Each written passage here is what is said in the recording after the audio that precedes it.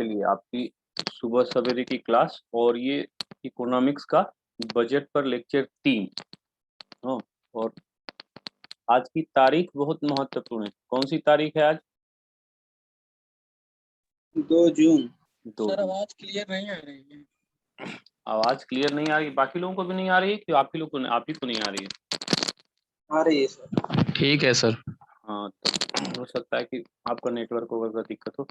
मैं ऐसे सहज बात कर रहा हूँ, तो उसमें कोई विशेष दिन का मतलब कोई पढ़ाई की दृष्टि से नहीं महत्वपूर्ण नहीं। जैसे बार बार गांव में चाहे घर में चाहे शहर में कहा जाता है कि भैया बड़ी महंगाई आ गई है, 2 जून की रोटी भी बड़ा अब मुश्किलें है।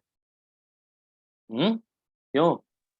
कहावत कही जाती है ना कि 2 जून की रोटी चलाना बड़ा मुश्किल हो रहा है। जी। यही आज आज वाला दिन है। तो आज अगर रोटी मिल जाती है तो इसका मतलब मामला सही है। कहते हैं लोग नहीं कह रहे भैया आजकल का 2 जून का रोटी इकट्ठा करना बड़ा स्थिति खराब हो जा रही। चलिए ये तो खैर सामान्य बात। अब एक चीज मैं आपको पढ़ाना चाहता हूँ, और आगे में जो 15-20 मिनट 25 मिनट जितना लगेगा पढ़ाने, और इस दृष्टि से बहुत महत्वपूर्ण नहीं है, और 2017 से वो वर्गीकरण समाप्त भी कर दिया गया है। ज्यादा महत्वपूर्ण नहीं, लेकिन एक फिर भी एक मैं स्केच आपको करवा दे रहा हूँ ताकि कभी दिमाग में कोई चीज आ जाए तो आप समझने में दिक्कत ना हो। परीक्षा की दृष्टि से अब बहुत महत्वपूर्ण नहीं रह गया, क्योंकि 2017 से क्या हुआ है कि एक सिस्टम जो है बजट में चेंज कर दिया गया, तो इससे सारा सिस्टम जो है वो यहाँ पे नहीं। जैसे हम लोग जब बजट पढ़ रहे थे तो बजट में बार बार हमारा एक शब्द आ रहा था कि ये खाता है, हाँ ये अकाउंट है। फिर हम लोग एक शब्द इस्तेमाल कर रहे थे कि ये राजस्व खाता है, रेवेन्यू अकाउंट है। फिर हम कह रहे थे कि पूंजी खाता है, कैपिटल अकाउंट है। फिर मैंने आपको बताया था कि इस पर मैं थोड़ा डिटेल से आपकी चर्चा करूंगा अगले क्लास में, तो आज उसी पे थोड़ा सा चर्चा करते हैं। अब देखिए, जो राजस्व खाता होता है यानी रेवेन्यू अकाउंट होता है और पूंजी खाता होता है, दोनों का मेन डिफरेंस क्या होता है? कैसे किस आइटम को या किस मद को हम रेवेन्यू अकाउंट में रखेंगे और किस में हम कैपिटल में रखेंगे? देखिए, पहला 3 आधारों पे ये वर्गीकरण किया जाता है, या 3 आधारों पे ये अंतर होता है। टर्म या अवधि, लाइबिलिटीज उत्तरदायित्व, और इनकम जनरेटिंग, और वो भी शॉर्ट टर्म। ये 3 विशेषताओं के आधार पर अंतर उत्पन्न किया जाता है और उसके अनुसार खाता का निर्धारण होता है। अगर कोई ऐसे आइटम हो ना जिसकी अवधि क्या हो, शॉर्ट टर्म हो, और इस शॉर्ट टर्म में इसको इससे रिलेट करिए, अगर शॉर्ट टर्म में ये इनकम को जनरेट करने वाला हो तो इस प्रकार के मद को हम क्या करेंगे? हम इस प्रकार के मद को राजस्व खाता में रखेंगे। जैसे टैक्स है ना, तो ये हमारा इनकम जनरेटिंग है, शॉर्ट टर्म भी है। ठीक है, तो शॉर्ट टर्म इनकम जनरेटिंग, और दूसरा लाइबिलिटीज। लाइबिलिटीज किसको बोलते हैं? लाइबिलिटीज बोलते हैं उत्तरदायित्व को ना। जैसे इसको आप ऐसे समझिए कि सामान्य रूप से जो भी आप लोग प्रयागराज में यहाँ पढ़ते हैं, तो प्रयागराज में पढ़ने वालों को आपकी घर वालों की लाइबिलिटीज कितनी होती है, घर वालों के प्रति आपका उत्तरदायित्व कितना है? क्यों? कि छोटा भाई को पैसा भेजना है, कि बड़ा भाई को पैसा भेजना है, कि बहन की शादी कराना है, कितनी रिस्पॉन्सिबिलिटी आपकी होती है? होती है कि नहीं होती है? जी। कमलेश, नहीं सर, हम लोग की रिस्पॉन्सिबिलिटी नहीं रिस्पॉन्सिबिलिटी होती है ना। तो उसी तरह से क्या मतलब होता है कि इसका मतलब क्या है कि ऐसा धन जिसकी लौटाने की हमको कोई उत्तरदायित्व की क्षमता नहीं है, यानी वो हमारा अपना धन है। इसका मतलब क्या है? राजस्व खाता में किसको रखेंगे?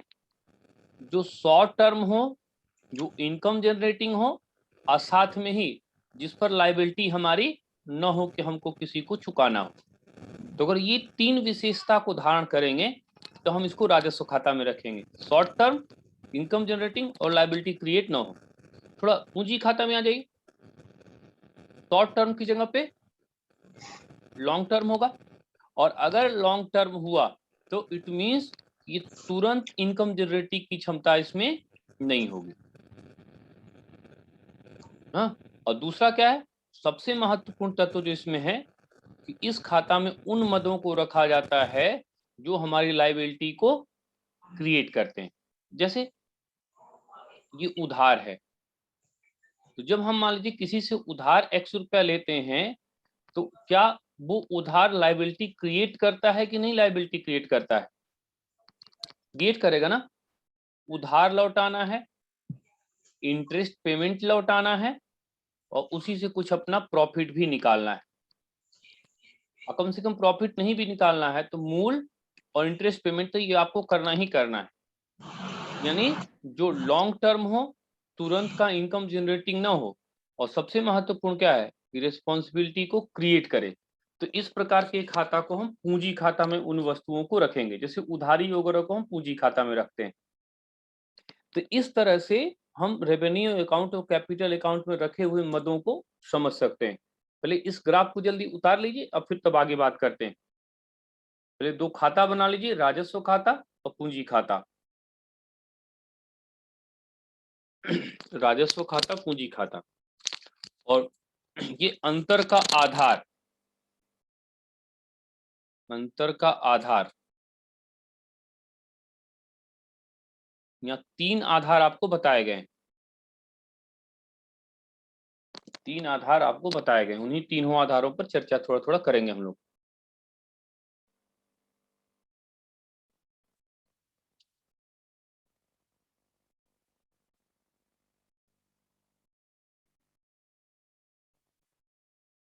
तो राजस्व खाता की पहली विशेषता क्या है कि शॉर्ट टर्म है, और पूंजी खाता में जाएंगे तो ये लॉन्ग टर्म हो जाएगा।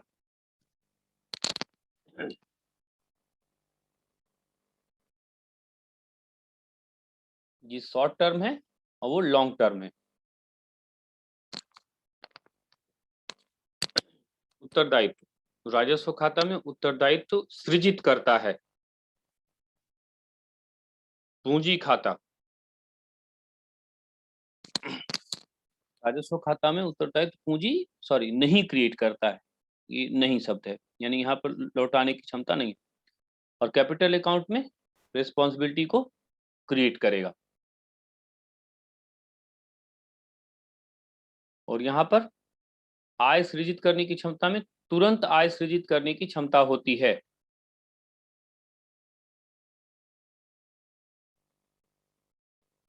यहाँ यह क्षमता दीर्घकाल में होती है,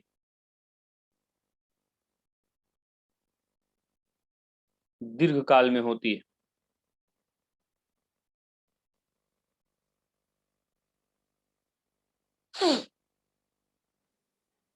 दीर्घकाल में होती है,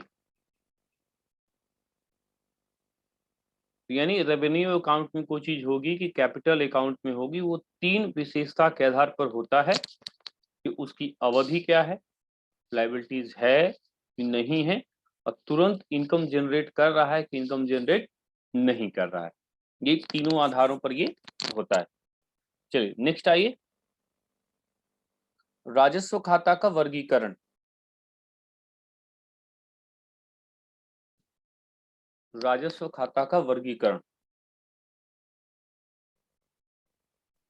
सर एक बार उत्तरदायित्व समझा दीजिए। उत्तरदायित्व मतलब कि उसको आपको, वो आप जैसे मान लीजिए, इसको ऐसे समझिए कि मेरे पॉकेट में 1000 रुपया है, हाँ माना, जो कि नहीं है लेकिन माना कि है।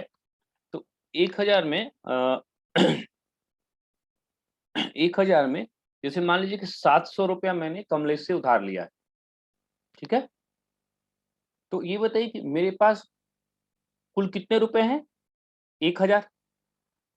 वो जो 300 रुपया है, वो 300 रुपया हमारा अपना है, तो उसके प्रति हम जैसे मन चाहे वैसे खर्चा करें, क्योंकि उसको लौटाने की जिम्मेदारी हमारे पे नहीं है। लेकिन 700 रुपया को हम क्या करेंगे, हमारी लौटाने की जिम्मेदारी है कि नहीं जिम्मेदारी है? Yes sir. लौटाने की जिम्मेदारी होगी, तो इसका मतलब वो जो 700 रुपया वाली होगी, वो उत्तरदायित्व तो उसमें होगा कि नहीं होगा? यस सर होगा। होगा। अब बाकी जो 300 रुपया बचा है, वो उसमें उत्तरदायित्व तो होगा कि नहीं होगा? जो नहीं 300 होगा। रुपया है वो आपको किसी को उसके प्रति आप जिम्मेदार हैं कि नहीं है? नहीं। क्यों है? 300 रुपया जैसे मन चाहे वैसे खर्चा करो। जैसे और सिंपल में आओ ये बताओ कि घर से पापा 4000 5000 रुपये भेजते होंगे, यस सर। ठीक है, 4000 5000 भेजते होंगे, तो कभी कभी पूछ भी लेते होंगे कहाँ कहाँ खर्चा हुआ हाँ। ना।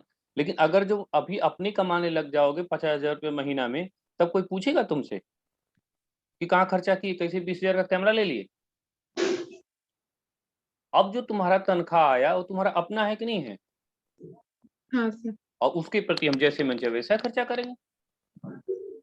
इतना तो एक पैसा ऐसा होता है जो हम किसी दूसरे से लिए होते हैं, उसको हमको लौटाना होता है, तो इसका मतलब उसी को बोला जाता है कि भाई उसके प्रति हमारी लायबिलिटी है। और एक पैसा होता है जो हमारा अपना होता है, हम उसको जैसे चाहे वैसे खर्चा कर सकते हैं। तो जैसे सरकार है, तो सरकार का टैक्स जैसे चाहे वैसे खर्चा कर सकती है कि नहीं? कर हाँ सकती है। सर। लेकिन अगर किसी से उधार ली हो तब नहीं कर सकती। तो वो नहीं कर सकती। अब कर भी सकती तो उसके प्रति सोचना भी पड़ेगा कि हम खर्चा कर रहे हैं इसको, तो उसको लौटाना भी तो है, ठीक है। तो इसी तरह से यस सर। उत्तरदायित्व को समझना है कि उत्तरदायित्व है कि नहीं है। अब थोड़ा इधर आ जाइए। सर जो रेवेन्यू अकाउंट है, तो रेवेन्यू अकाउंट यानी राजस्व प्राप्ति जो होगी, इसमें कोई चीज आएगा, जो आएगा उसको रिसिप्ट्स कहते हैं, और जो खर्चा होगा उसको एक्सपेंडिचर कहते हैं। तो राजस्व प्राप्ति होती क्या है? मुख्य रूप से जितना टैक्सेशन होता है ना, उसको राजस्व प्राप्ति कहते हैं। और जितना जैसे सरकार जैसे सब्सिडी देती है, सब्सिडी माने अनुदान, जैसे कृषि पर सब्सिडी है, कृषि में सरकार आप सब्सिडी देगी, उर्वरक में देगी, खाद्यान्न वस्तुओं में देगी। ये सब क्या है? ये व्यय है ना, लेकिन ये एक्सपेंडिचर का मद है। उसी तरह से लाभांश, हाँ, जो वितरित किया जाता है, सरकार एक्स्ट्रा जो देती है वो भी तो व्यय में आएगा। यानी राजस्व खाता के अंतर्गत मुख्य रूप से टैक्स को रखते हैं प्राप्तियों में, और खर्चा वाले में किसको रखेंगे? खासकर अनुदान को और डिविडेंड को। तो ये राजस्व खाता का वर्गीकरण, उसकी प्राप्ति क्या होती है और उसका खर्चा क्या होता है, यानी ये आता कहाँ है और ये जाता कहाँ है, ये इसका एक टैली। जल्दी बनाई तो।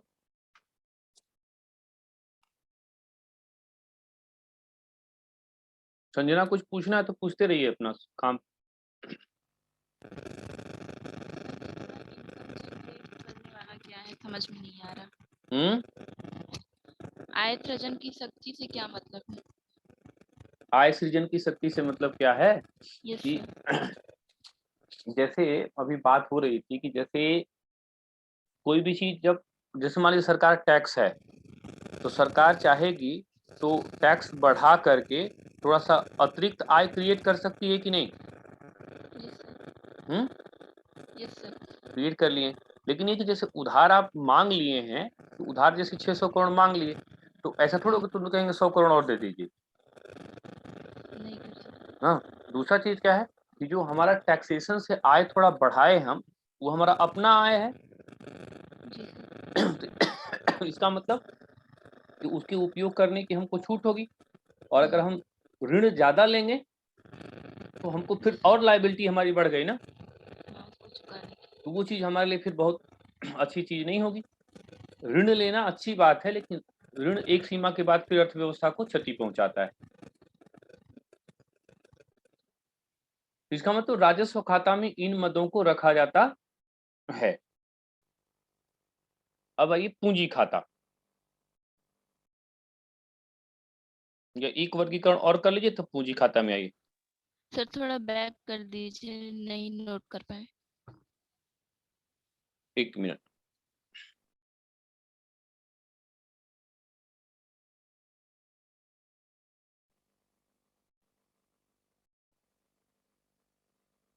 हम्म।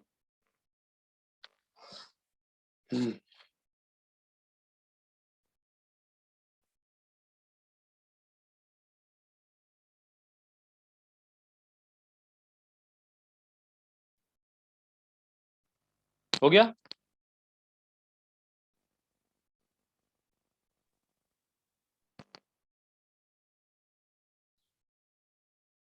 एक आध लोग अपना वीडियो ऑन रखिए ताकि हमको थोड़ा सा पता चलता रहे ना।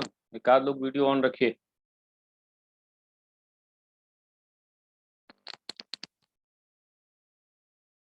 ऑन तो सबका रहना चाहिए कि किसी को भी क्लिक करके पूछा जा सके क्या कर रहे हैं, क्या पढ़ रहे हैं। लेकिन एक आध लोग फिर भी ऑन करके रखिए कि काफी लोग डाटा बचाने पे लगे रहते हैं। ये हो गया पूरा?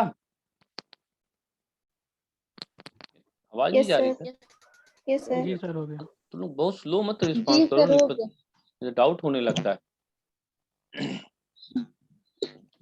चलो अब अगली हेडिंग ला लो, राजस्व व्यय का वर्गीकरण।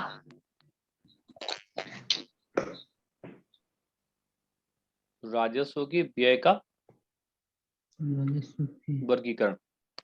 पहला एक चीज आप खुश हो जाइए, ये जो वर्गीकरण है ना, ये वर्गीकरण 87-88 में किया गया था और ये वर्गीकरण 2017 में समाप्त कर दिया गया है।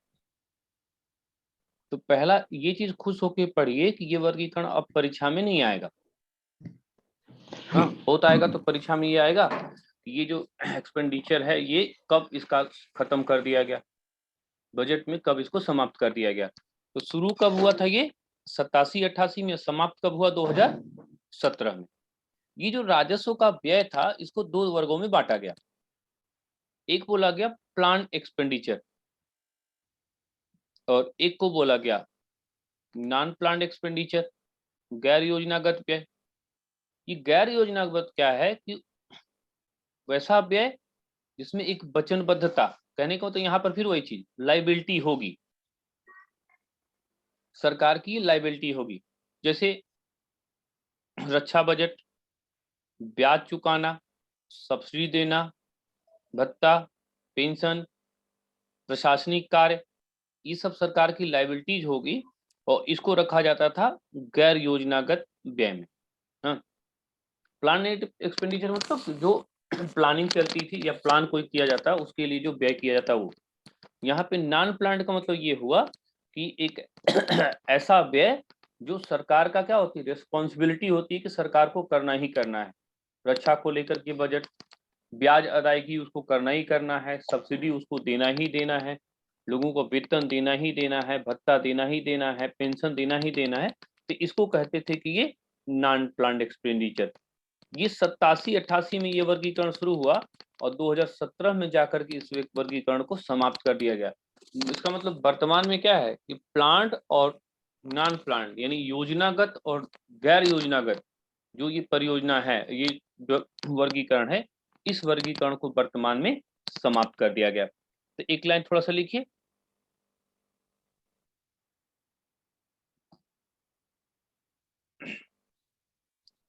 राजस्व व्यय, राजस्व व्यय को 1987-88 1987-88 1987-88 1987-88 1987-88 में दो वर्गों में बांटा गया। दो वर्गों में बांटा गया। दो वर्गों में बांटा गया।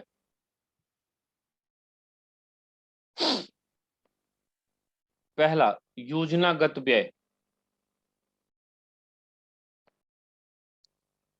इसी तरह से बनाइएगा ग्राफ, अलग अलग नहीं लिखिएगा। योजनागत व्यय और दूसरे ग्राफ में लिखिए गैर योजनागत व्यय, प्लान्ड एक्सपेंडिचर या plan expenditure, non planned expenditure.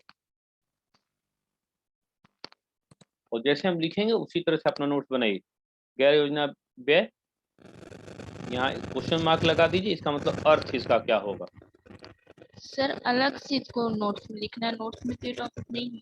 नहीं है तो लिख लीजिए, कोई दिक्कत नहीं, अलग से रफ कॉपी लेके बैठे रहिए। सर रफ पे ही लिखना पड़ रहा है, नोट्स में इतनी जगह भी नहीं है। जैसे मन चाहे वैसे ही लिख लो।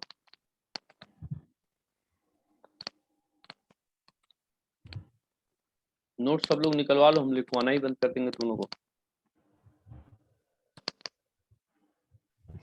ये योजनागत व्यय और ये गैर योजनागत व्यय।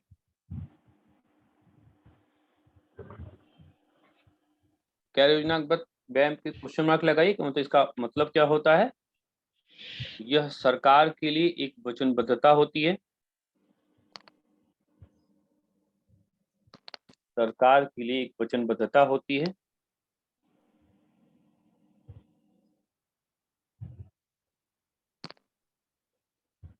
सरकार के लिए एक वचनबद्धता होती है जिसमें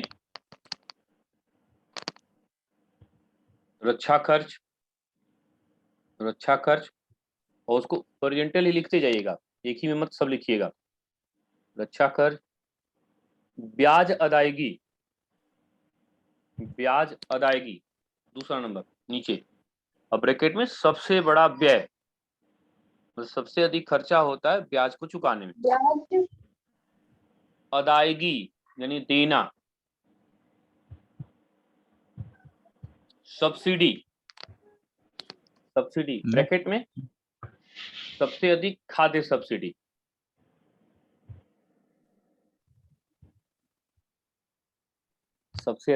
सब्सिडी, और अगले वाले में वेतन भत्ता पेंशन एक साथ लिखिएगा। वेतन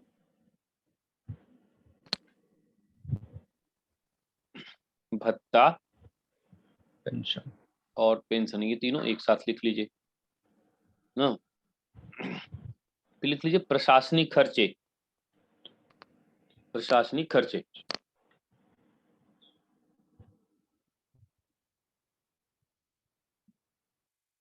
अब ये ग्राफ बन गया हो तो अब इसके नीचे लास्ट में एक लाइन लिखिए, इस व्यवस्था को 2017 ईस्वी से 2017 ईस्वी से बंद कर दिया गया है।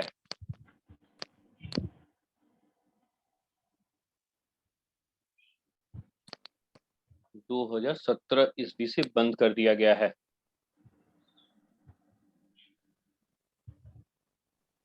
सर इसको बंद कर दिया गया तब भी सब्सिडी मिलती है क्या? ये इकोनॉमिक्स है, ध्यान से सुनिए। मैंने क्या कहा, ये वर्गीकरण बंद कर दिया गया है, ये थोड़ा बोला गया कि सब्सिडी बंद कर दिया गया है।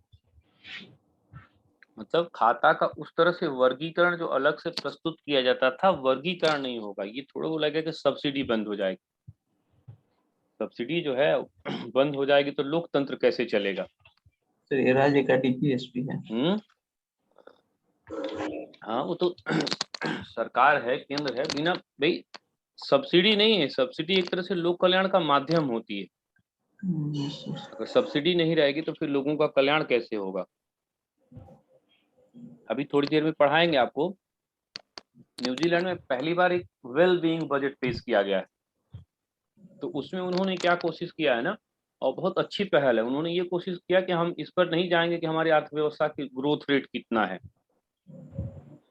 हम अब इस पर जाएंगे कि हम ये देखने का प्रयास करेंगे कि हम स्वास्थ्य के लिए कितना काम किए, गरीबों के लिए कितना काम कर पाए, उन लोगों के लिए जो उनके पास सुविधाएं नहीं उनके लिए कितना काम कर पाए। क्योंकि जो जीडीपी होती है और विकास दर होती है वो सही मापक होती नहीं। तो हम उस अर्थव्यवस्था के विकास दर की चिंता ही नहीं करेंगे। उन्होंने प्लान करके और प्राथमिकता में कई सेक्टर को लेके आए कि हम मानसिक स्वास्थ्य की चिकित्सा के लिए इतना खर्चा करेंगे ना, लोगों के लिए इतना खर्चा करेंगे। तो भूटान में सबसे पहले हैप्पीनेस इंडेक्स आया था, तो उस हैप्पीनेस इंडेक्स का इसको विस्तार समझिए। पहली बार एक ये हुआ कि पैसा रुपया सारी चीजें उससे छोड़ करके एक हंसी खुशी का इंडेक्स लेके आया जाए, लोगों के लिए, सामान्य लोगों के लिए, सबके लिए। उसी का एक तरह से विस्तार है कि हम इकोनॉमिकल ग्रोथ रेट को लेकर के नहीं चलेंगे। उससे तो कभी कभी ऐसा भी होता है कि ग्रोथ रेट बहुत अच्छी होती है लेकिन कुछ लोगों की स्थिति बहुत खराब होती है। तो न्यूजीलैंड में पहला वेल बीइंग बजट आया है, वो भी थोड़ी सी अभी चर्चा करेंगे। तो जैसे राजस्व खाता को रखा जाता है वैसे पूंजी खाता को रखा जाता है। अब पूंजी खाता में भी क्या होगा, कुछ प्राप्ति होगी कुछ व्यय होगी। तो अगला आइए पूंजी खाता का वर्गीकरण। इसको थोड़ा फास्ट, इसमें कुछ बहुत ज्यादा आप लोगों के लिए है नहीं, पूंजी खाता में हम लोग एक चीज देख चुके हैं कि 3 शर्तों का इसमें पालन होता है ना। पहले क्या हो, लॉन्ग टर्म हो, दूसरा इनकम जनरेटिंग तुरंत न हो, और तीसरा लायबिलिटी क्रिएट करे।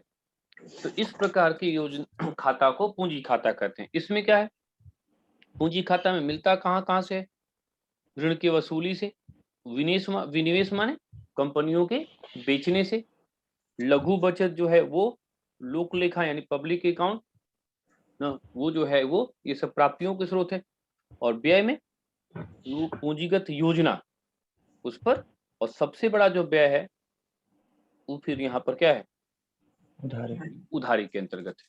तो बस इस ग्राफ को बना लीजिए, इसमें ज्यादा कुछ आपको टेक्निकल नहीं करना है, फिर आगे बढ़ा जाएगा।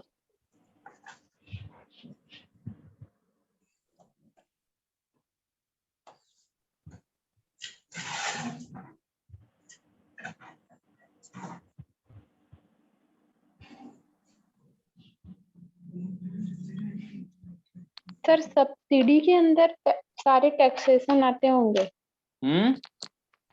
जो सब्सिडी है हाँ उसके अंदर जितने भी टैक्स होते होंगे हाँ, वो सारे आते हैं। नहीं, सब्सिडी अलग चीज हो गई। सब्सिडी आपकी क्या हो गई, सहायता हो गई। लेकिन सहायता के लिए टैक्स आएगा तभी तो हम सहायता कर पाएंगे। सब्सिडी क्या है, सब्सिडी इसका मतलब क्या है, एक सहायता है ना। इसको सहायता बोलिए, फारसी में बोलना है तो इसको इमदाद बोला जाता है। तो ये एक प्रकार की सहायता है, यानी टैक्स से इसका रिलेशन इसलिए बनेगा कि टैक्स सरकार को मिलेगा तभी तो वो सब्सिडी दे पाएगी। यस और सर, अगर अनुदान टैक्स के रूप नहीं में होता मिलेगा है। तो फिर वो कैसे दे पाएगी। टैक्सेशन से ही सब्सिडी संभव, टैक्सेशन नहीं होगा तो फिर सब्सिडाइज का नहीं कर पाएगी ना। तो ये आप नहीं कर सकते कि कर जो है वो सब्सिडी है, कर के माध्यम से सब्सिडी जो है सरकार वहां पर दे पाएगी, अगर उसके पास होगा तो वो करने की इच्छा में होगी, नहीं होगा तो नहीं होगा।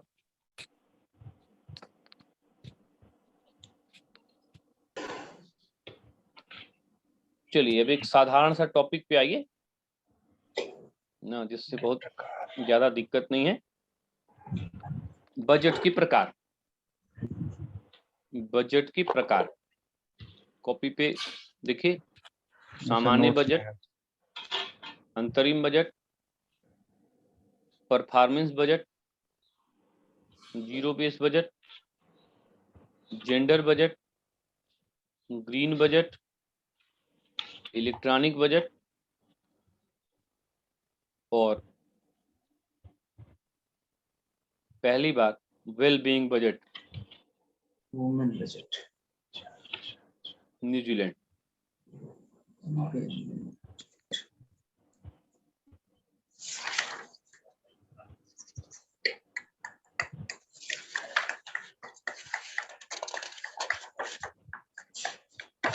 सामान्य budget, interim budget, performance budget, zero base budget, gender budget, green budget, electronic budget और वेल बीइंग बजट, जो कि पहली बार न्यूजीलैंड में है।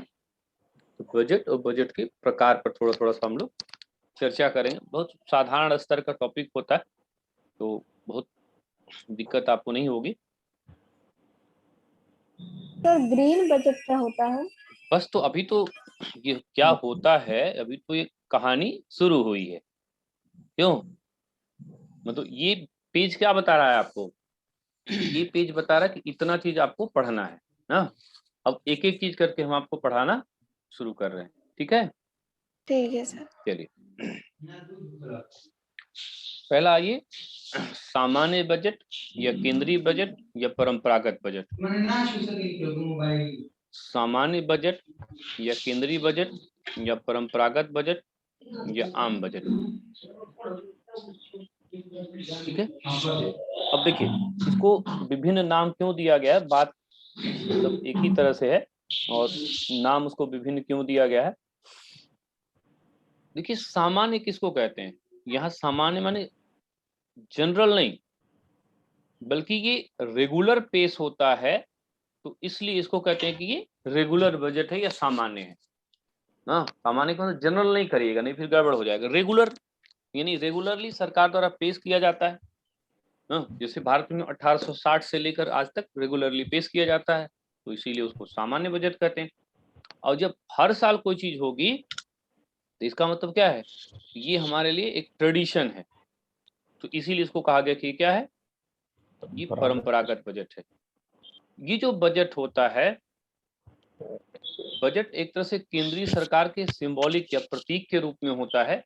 यानी ये जो बजट आएगा, इस बजट को पेश करने की मुख्य रूप से जिम्मेदारी केंद्र सरकार की होती है, इसलिए इसको केंद्रीय बजट कहा जाता है। ये जो केंद्रीय बजट है, ये केंद्रीय बजट सबके लिए पेश किया जाता है, विभिन्न वर्गों के लिए पेश किया जाता है, लेकिन इसके सेंटर में,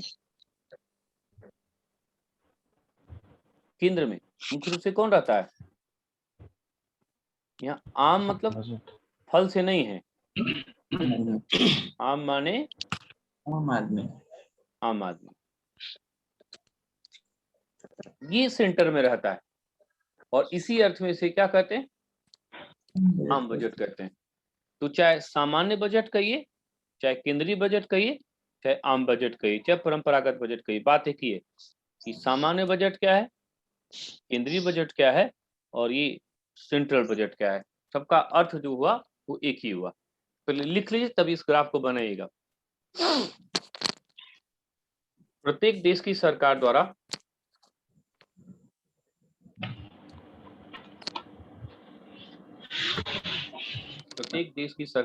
प्रतिवर्ष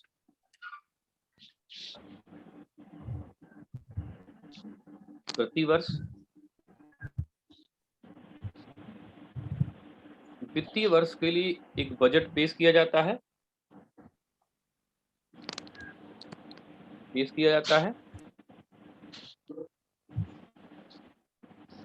इसी संदर्भ में इसे सामान्य बजट या परंपरागत बजट कहा जाता है।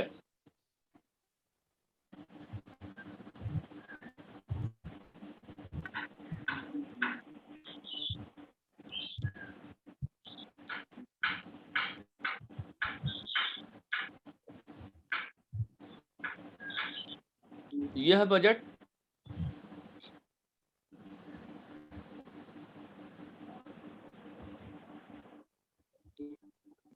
प्रत्येक देश की केंद्रीय सरकार द्वारा प्रस्तुत किया जाता है।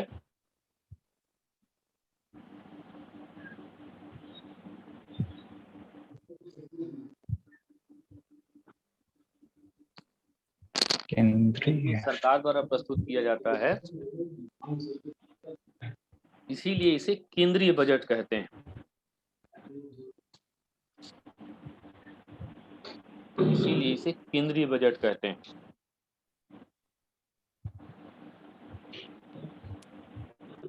यह केंद्रीय बजट विभिन्न वर्गों के लिए पेश किया जाता है।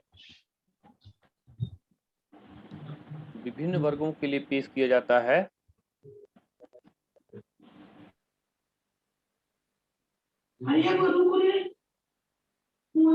परंतु विभिन्न वर्गों के लिए पेश किया जाता है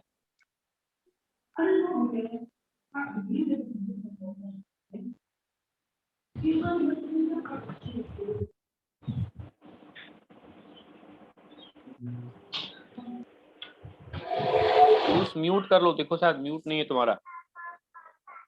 सर मेरी तरफ से आवाज नहीं जा रही। लेकिन यहाँ से दिख रहा म्यूट नहीं है।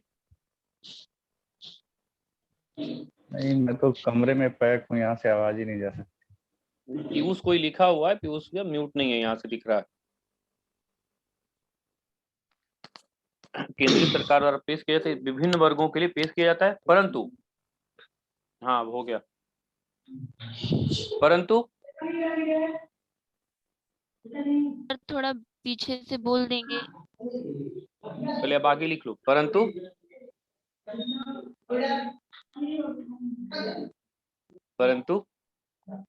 इसके केंद्र में आम आदमी होता है। केंद्र में आम आदमी होता है, अथवा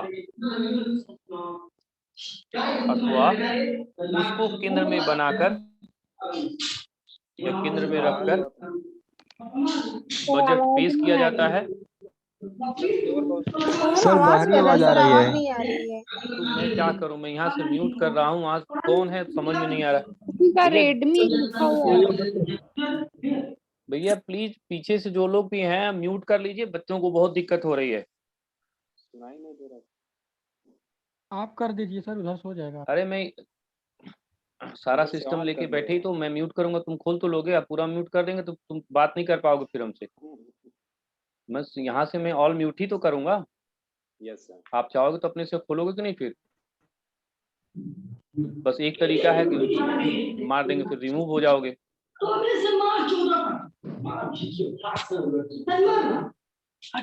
एक रेडमी वाले भाई प्लीज भैया देखिए कौन है, उसको आप देखिए।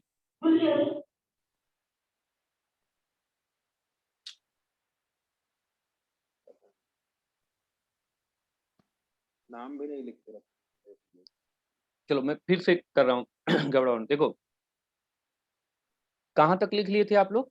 सर परंतु इसके केंद्र में आम आदमी होता है को रखा जाता है, इसीलिए इसे आम बजट कहा जाता है। हम फिर से भी बोल देंगे, अभी लिख लीजिए पहले, इसे आम बजट कहा जाता है। देखो मैं रिवीजन कर रहा हूँ, फिर से देखो तुम लोग। देखो ये सामान्य बजट है। क्यों सामान्य बजट है? प्रतिवर्ष सरकार द्वारा एक वित्तीय वर्ष के लिए इसे प्रतिवर्ष पेश किया जाता है, इसीलिए इसको सामान्य बजट या परंपरागत बजट कहा जाता है। जब इसको पेश किया जाता है तो पेश जो किया जाता है वो देश की केंद्रीय सरकार द्वारा किया जाता है, और इसीलिए इसको कहते हैं कि ये केंद्रीय बजट है। जब ये केंद्रीय बजट पेश किया जाता है तो ये विभिन्न वर्गों के लिए, बड़े लोगों के लिए भी है, मध्यम वर्ग के लिए भी है, छोटे लोगों के लिए भी है, बच्चों के लिए भी है, महिलाओं के लिए। लेकिन इसमें फोकस में कौन होता है? फोकस जो होता है, फोकस जो होता है वो कॉमन पीपल होता है, ये इसका फोकस है। इसका मतलब बाकी जो लोग भी हैं वो एपी सेंटर में हैं। बाकी जो हैं ऐसा नहीं कि उस सरकार के उनके लिए नीति नहीं ले आएगी, लेगी, लेकिन मूल जो हमारा फोकस होगा वो ये कॉमन पीपल होगा, सामान्य जनता होगी, वो होगा।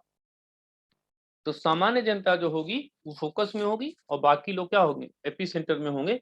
इसीलिए सामान्य बजट को सामान्य बजट, परंपरागत बजट, केंद्रीय बजट, आम बजट विभिन्न नामों से जाना जाता है। अब इस ग्राफ को बनाना चाहें तो आप बना सकते हैं। ये सामान्य बजट है, पेश होगा केंद्रीय बजट, पेश केंद्र सरकार करेगी इसलिए केंद्रीय बजट, विभिन्न वर्गों के लिए है, आम आदमी सेंटर में है इसलिए इसको आम आदमी का बजट कहा जाता है या आम बजट कहा जाता है। इस ग्राफ को बनाना हो तो जल्दी से बना लीजिए।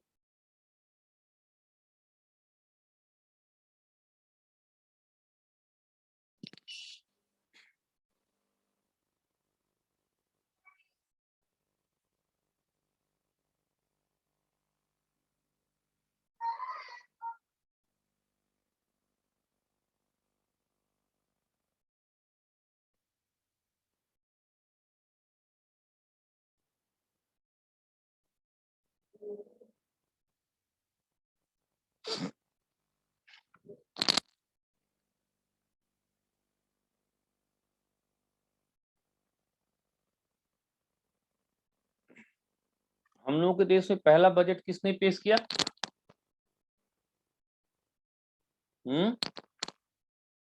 स्वतंत्रता से पहले बजट का पिता किसे कहते हैं? John Wilson. John Wilson. John Wilson. और स्वतंत्रता के बाद पहला बजट किसने पेश किया? हाँ, मोरारजी देसाई। जॉन मथाई। मोरारजी देसाई पहले वित्त मंत्री थे। जॉन मथाई ने पेश किया शायद। नहीं, पहला जो बजट पेश किया षणमुगम चेट्टी। हाँ सर, षणमुगम चेट्टी के द्वारा। चलिए अभी आएगा फैक्ट में सब।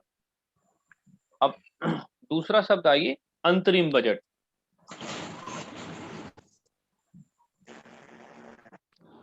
अंतरिम, अंतरिम बजट या इसको बोलते हैं इंतरिम बजट।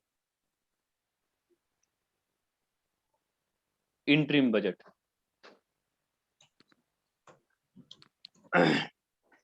इसी को जीरो बेस्ड बजट भी कहा जाता है क्या? क्या? जीरो बेस्ड बजट इसी को बोलते हैं क्या? नहीं नहीं,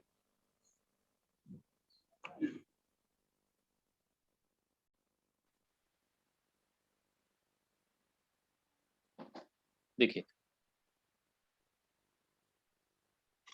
अंतरिम शब्द से तुम लोग सब लोग परिचित हो।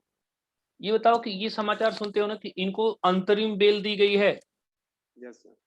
Yes sir. अंतरिम बेल इनको दी गई है, ऐसा शब्द आपने सुना ना कि भाई फला आदमी को गिरफ्तार किया गया, फला आदमी को क्या है कि इंतरिम बेल जो है या अंतरिम बेल दी गई है। तो अंतरिम बेल का मतलब क्या हुआ? अस्थायी रूप में। तो यहाँ पर जो अंतरिम बजट है उस अंतरिम बजट को आप अस्थायी रूप में लीजिए। अब ये है कि ये बजट के अस्थायी होने का क्या मतलब है? हाँ, तो वहां देखते हैं कि जैसे ये बजट कब आता है। जैसे मान लीजिए कि ये चुनाव है। अब ये चुनाव जो है जैसे ये मई में है, मई में, और फरवरी में बजट पेश करना है। एक सरकार है, इसको मई में चुनाव है और फरवरी में बजट पेश करना है। तो अब ये सरकार क्या है, ये भी हो सकता है कि मई में उसका बदल जाए। दूसरा चीज क्या है कि ये जो सरकार होगी इस बजट में बहुत कुछ नीतिगत भी नहीं लेके आ सकती है, क्योंकि बहुत कुछ नीतिगत लेके आएगी तो यहाँ पर चुनाव आयोग से भी समस्या है। और दूसरा, नई सरकार जो आएगी उसको बदलने की भी क्षमता रखती है। तो होगा क्या कि ऐसी परिस्थिति में एक ऐसा बजट पेश किया जाता है जिससे कार्य संचालन ठीक से होते रहे। तो यानी इस प्रकार का जो बजट होगा इसको क्या कहेंगे हम? अस्थायी बजट ना। जैसे 2019 वाला चुनाव देखिए आप, 2019 वाले चुनाव से ठीक पहले पीयूष गोयल ने इंटरिम बजट पेश किया था। यानी एक ऐसी स्थिति होती है जब हम ये देखते हैं कि चुनाव के कारण से, और चुनाव बहुत निकट है और बजट पेश करना आवश्यक है, तो वहां पर अब ये जरूरी होता है कि हम पूरा बजट न पेश करके क्या करते हैं, एक ऐसा बजट पेश करते हैं जिससे हमारा नीतिगत काम जो है होता रहे, तो बाकी चीज बाद में करते हैं। तो इस प्रकार के बजट को अस्थायी कहते हैं। एक स्थिति ऐसी भी आ सकती है कि जैसे बजट पेश किया गया, ये बजट पेश किया गया और बजट में किसी सरकार को लगता है ये जो बजट पेश किया गया इसमें कोई गंभीर खामी है, यानी इसमें कोई गंभीर दोष है। तो ऐसी स्थिति में भी सरकार उसको बीच में बदल के और जो बचे हुए समय के लिए है एक नया बजट लेकर के आ सकती है।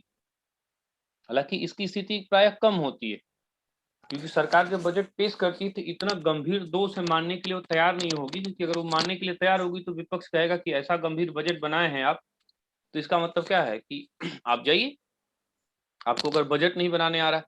तो ज्यादातर जो इंटरिम की कंडीशंस चुनाव वाली होती है, तो पहले हमको इंटरिम का मतलब यहाँ समझना है कि अंतरिम या इंटरिम का मतलब क्या है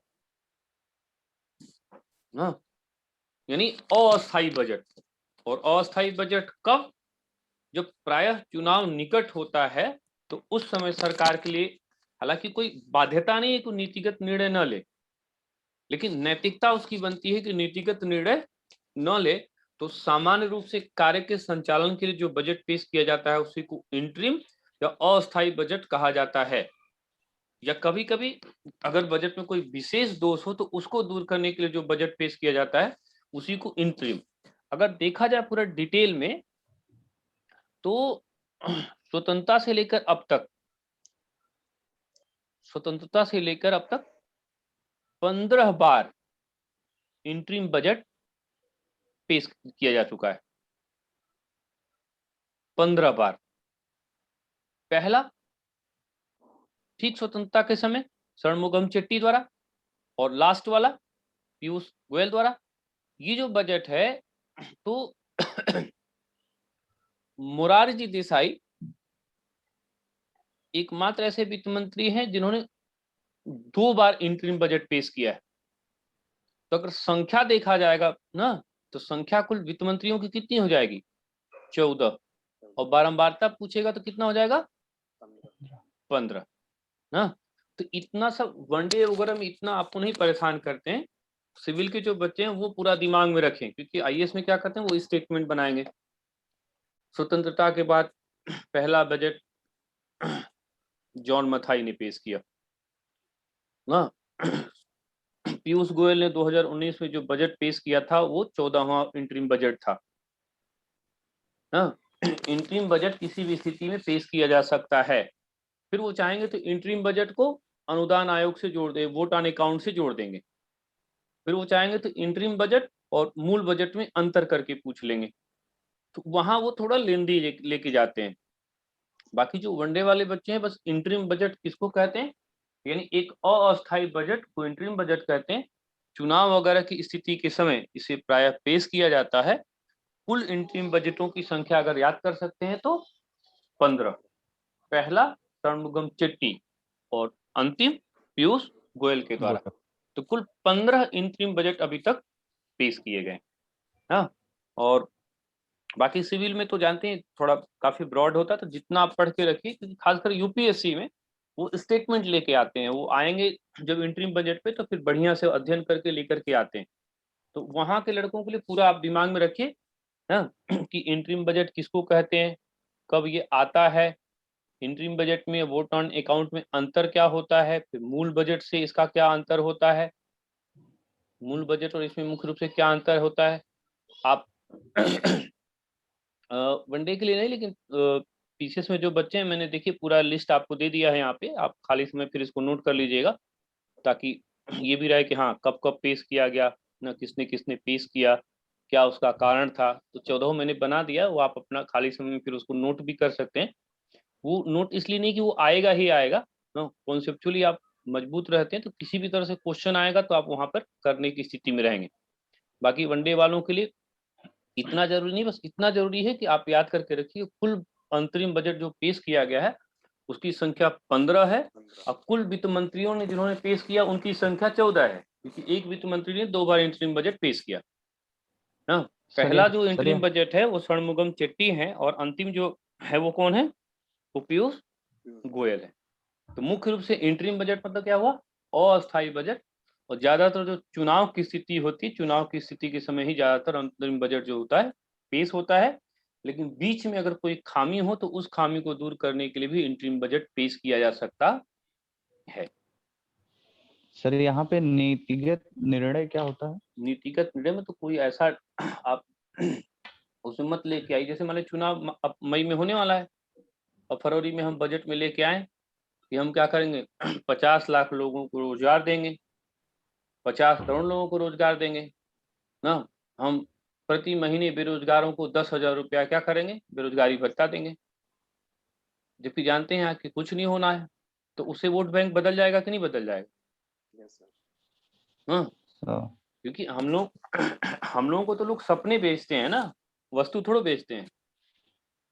और सपने हम लोग खरीदते भी हैं। सपना अगर वो दिखा दिए तो कहेंगे कि अरे आ गए तो बैठे बैठे 10,000 मिलेगा। तो यहाँ तो बैठे बैठे वाले लोगों की संख्या बहुत अधिक है ना, कि बैठे बैठे मिल जाए तो मजा आ जाएगा। बैठे बैठे हमको नहीं चाहिए, हम लोग जो कर रहे हैं उन्हीं का वो लोग दे दें वो बहुत है, जो हम कर रहे हैं। लेकिन एक वर्ग है जिससे प्रभावित हो सकता है, यानी कुछ ऐसा निर्णय ना हो जिससे चुनाव और सारी चीजें प्रभावित हो और अगली सरकार आके फिर उसको बदल भी देगी। तो वहां पर थोड़ा वेट किया जाता है कि ऐसी चीजें हम न करें। आइए तो लिखिए अंतरिम बजट। अंतरिम बजट का अर्थ अस्थायी बजट से है, का अर्थ अस्थायी बजट से है। अस्थायी बजट से है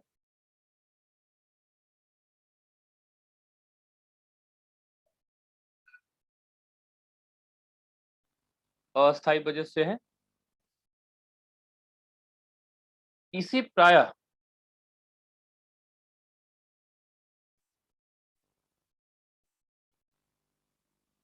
संभावित चुनाव से पहले, संभावित चुनाव से पहले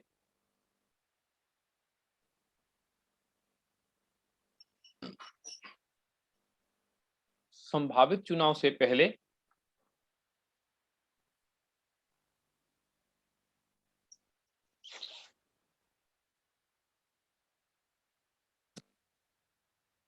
पेश किया जाता है।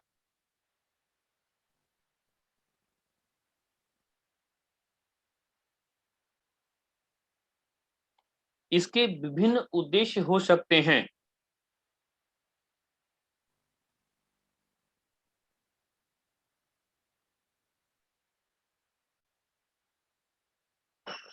स्वतंत्रता से लेकर अब तक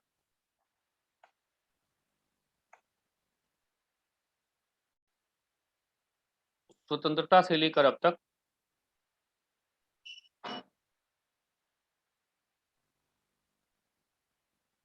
15 बार इंटरिम बजट पेश किया गया है।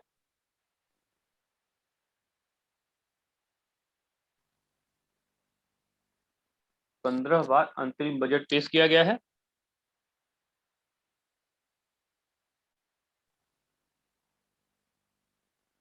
पहला अंतरिम बजट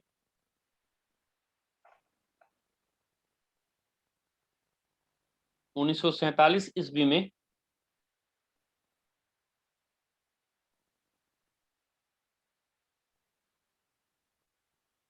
षणमुखम चेट्टी के द्वारा पेश किया गया।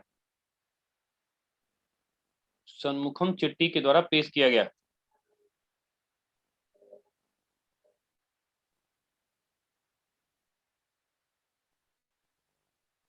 जबकि अंतिम इंतरिम बजट या अंतिम अंतरिम बजट पीयूष गोयल द्वारा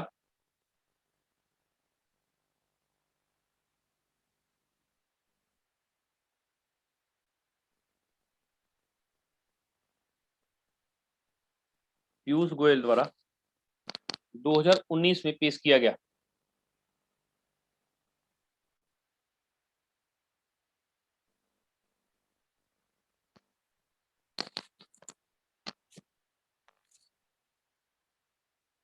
मोरारजी देसाई ऐसे वित्त मंत्री हैं जिन्होंने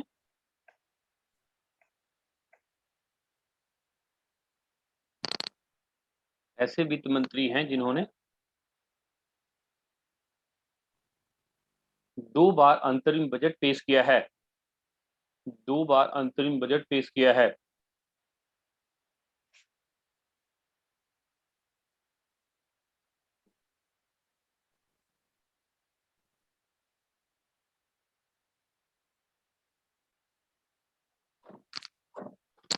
ठीक है, पीसीएस वाले बच्चे ये जितना मैंने कॉलम दिया है सारा आप एक बार उसको अच्छे से नोट कर लीजिएगा कहीं भी रख पर, और उसको एक बार पढ़ भी लीजिएगा, क्योंकि उसमें बहुत ढेर सारी चीजें भी आपको ऐसे ही मिलेंगी जो खासकर सिविल सेवा में बहुत काम करेगी। जैसे प्रायः अंतरिम बजट कौन पेश करता है? वित्त मंत्री ना। पूरे भारत के इतिहास में 47 से लेकर के आज तक एक बार ऐसा भी हुआ है कि वित्त मंत्री ने बजट नहीं पेश किया या इंतरिम बजट नहीं पेश किया ना। वो 1977 का इंटरिम बजट था और वहां पर वित्त मंत्री की जगह वित्त सचिव थे। वित्त सचिव उनका नाम था हरि भाई, और वित्त सचिव हरि भाई ने पेश किया था, और वो बजट के इतिहास की सबसे छोटी स्पीच थी। हाँ, सबसे छोटी स्पीच थी, और वित्त मंत्री ने नहीं बल्कि वित्त सचिव ने बजट पेश किया। तो जब आप 14 पढ़ेंगे तो इसी तरह से ढेर सारी सूचना आपको निकल के आएगी, यहाँ पर बताना जरूरत नहीं है। तो आप उसको एक बार जरूर रीड कर लीजिएगा और अपने काम भर के चीज वहां पर इकट्ठा करके रख लीजिएगा। तो कुल बजट जो होगा वो 15वां। अब अगला बजट आ जाइए, निष्पादन बजट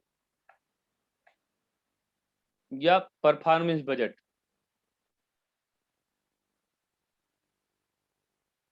निष्पादन बजट या परफॉर्मेंस बजट।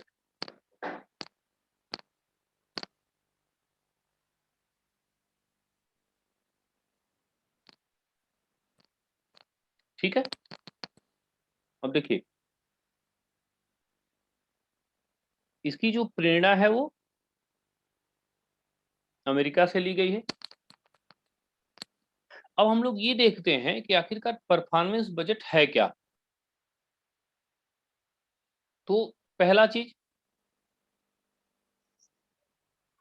ये बजट है ही नहीं। कहने का मतलब जैसे लग रहा है कि कोई बजट है, ये कोई बजट नहीं। तो अगर बजट नहीं है तो है क्या? ये है क्या? ये जो बजट है,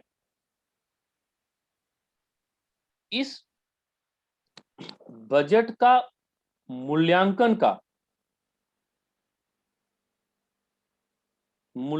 का एक तरीका, बजट के मूल्यांकन का एक तरीका। इसका मतलब क्या है? कुल मिला जुला के जो बजट है, उस बजट की जो ऑडिटिंग है, वो बजट की ऑडिटिंग ही एक तरह से निष्पादन बजट है। थोड़ा इसको और आसानी से समझिए। ये देखिए कि परफॉर्मेंस किसको कहते हैं, परफॉर्म किसको कहते हैं?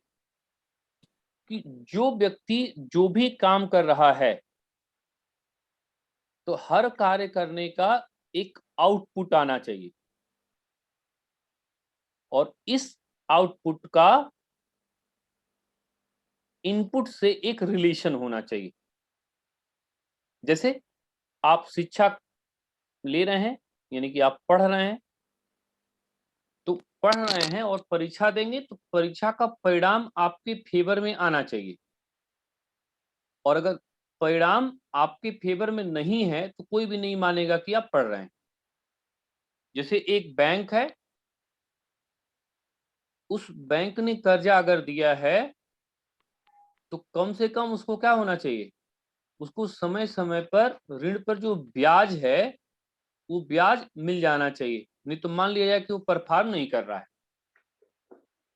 यानी परफॉर्मेंस क्या है? वो आपका एक तरह से आउटपुट क्या है। तो यहाँ पर क्या है, यहाँ पर जैसे बजट है, तो सरकार के द्वारा इसको 2005 से ये लेके आया गया कि जब हम किसी चीज पर बजट कोई चीज करते हैं, तो अब हम उसका क्या करेंगे? एक मूल्यांकन करेंगे। मूल्यांकन से क्या होता है? पहला चीज, मूल्यांकन से दोष दूर होते हैं, ये दोषों से हम मुक्त होते हैं, जो सकारात्मक चीजें हैं उससे युक्त होते हैं। दूसरा, मूल्यांकन हमेशा क्या करेगा? मूल्यांकन हमारी गति को बढ़ाता है। मूल्यांकन हमारी गति को बढ़ाता है। जैसे मान लीजिए हम आपको पढ़ा रहे हैं, अगर इकोनॉमिक्स पढ़ा रहे हैं, निष्पादन बजट पढ़ाएं या बजट पढ़ा रहे हैं, तो बजट पढ़ाने से नहीं मतलब है, हम पढ़ाएं और वो आपकी परीक्षा में आए तब ना हम परफॉर्म कर रहे हैं। हम आपको बहुत अच्छा पढ़ा दें और परीक्षा में ना आए, तो इसका मतलब परफॉर्म हम नहीं कर रहे हैं। तो इसीलिए ये परफॉर्मेंस जरूरी है। इसका मूल्यांकन से ही पता चलता है कि आप परफॉर्म कर रहे हैं कि परफॉर्म नहीं कर रहे हैं। यानी निष्पादन बजट या परफॉर्मेंस बजट बजट नहीं है, बल्कि एक प्रकार से बजट के मूल्यांकन का प्रभावी तरीका है। तो बजट के मूल्यांकन का प्रभावी तरीका ही परफॉर्मेंस बजट या निष्पादन बजट के नाम से जाना जाता है। 2005 से इसे विभागों में लागू किया जाने का प्रयास है, और परिणाम उसका थोड़ा बेहतर है। क्योंकि कोई भी चीज जब मूल्यांकन होती तो परिणाम बेहतर ही देता है। जैसे ठीक है कोरोना है, लेकिन अभी अगर कल को डेट आ जाए कि 1 जुलाई से दरोगा की परीक्षा शुरू होगी, तो आपके पढ़ने की गति क्या हो जाएगी? बढ़ जाएगी। हम लोग की पढ़ाने की गति बढ़ जाएगी, क्योंकि अब वहां पर मूल्यांकन आपका जल्दी होने वाला है। तो मूल्यांकन अगर जल्दी होने वाला है तो हमारी गतिशीलता क्या हो गई? बढ़ गई। तो उसी तरह से यहाँ पर बजट के भी मूल्यांकन से बजट की प्रक्रिया या बजट में क्या होता है? सुधार की गुंजाइश अधिक रहती है। तो इस प्रकार के बजट को परफॉर्मेंस बजट या निष्पादन बजट के नाम से जाना जाता है। तो मैंने जैसे पहले ही लाइन बताया, ये कोई बजट नहीं है, बल्कि बजट को और प्रभावी करने का मूल्यांकन का उसका तरीका है, और इस तरीके को ही परफॉर्मेंस बजट या निष्पादन बजट कहा जाता है। नीचे लिखिए परफॉर्मेंस बजट का अर्थ। यह बजट नहीं है बल्कि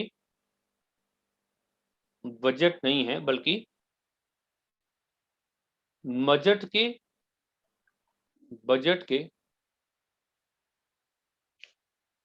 प्रभावी मूल्यांकन का एक तरीका है।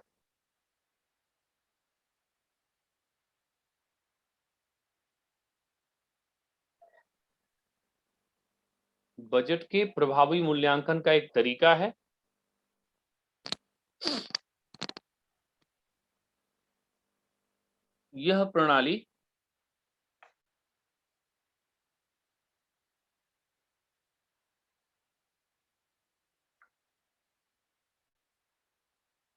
यह प्रणाली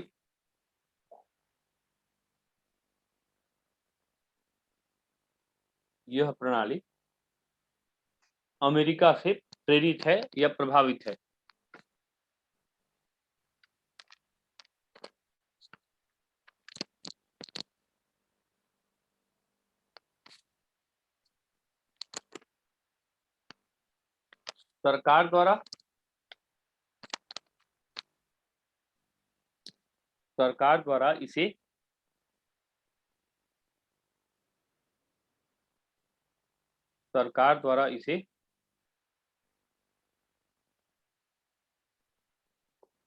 सरकार द्वारा इसे विभिन्न विभागों में लागू करने का प्रयास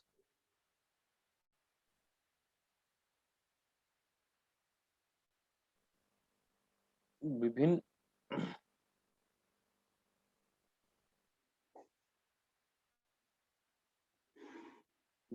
विभागों में लागू करने का प्रयास किया जा रहा है और जिसके अनुभव सकारात्मक रहे हैं।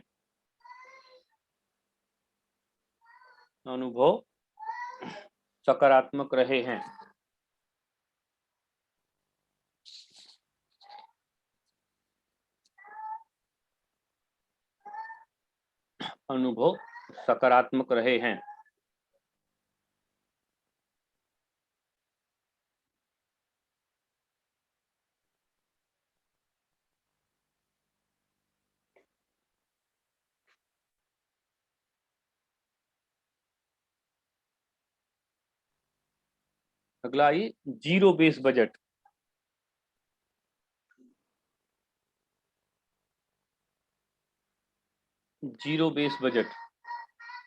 पहले कुछ तथ्य लिख लीजिए, उसके बाद फिर बात करते हैं। ऐसे ही बना लीजिए।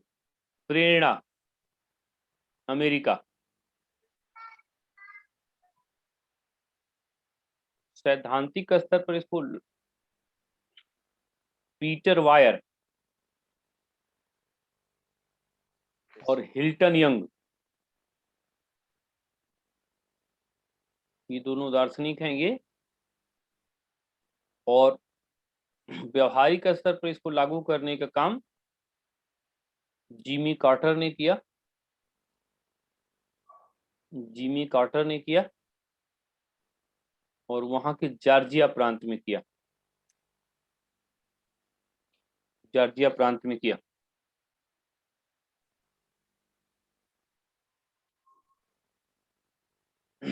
भारत के संदर्भ में इसको 2000 ईस्वी में लागू किया गया। 2000 ईस्वी से लागू किया गया।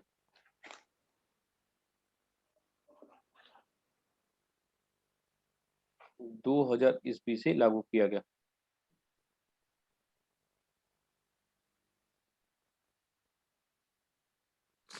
दो हजार ईस्वी से लागू किया गया।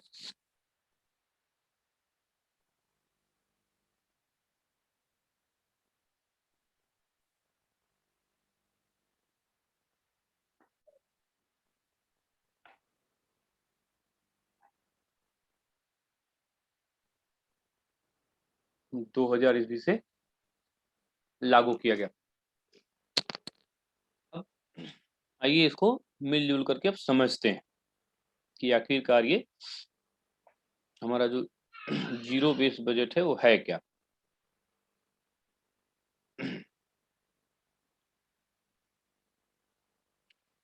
ये शब्द है जीरो, ये है